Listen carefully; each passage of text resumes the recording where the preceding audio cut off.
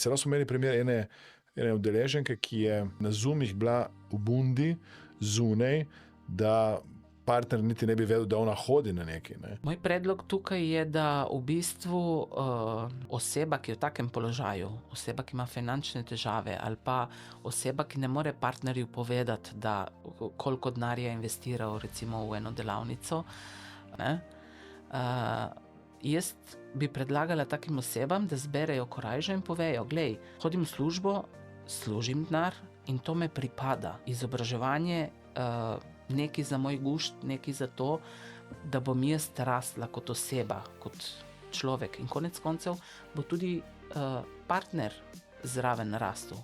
Ne? Tako da, ja, tudi meni se je zgodilo velikokrat, da povejo osebe, da niso povedali, da mož niti slučajno ne sme vedeti, koliko so oni dali za neko delavnico, in to je meni nepojmljivo.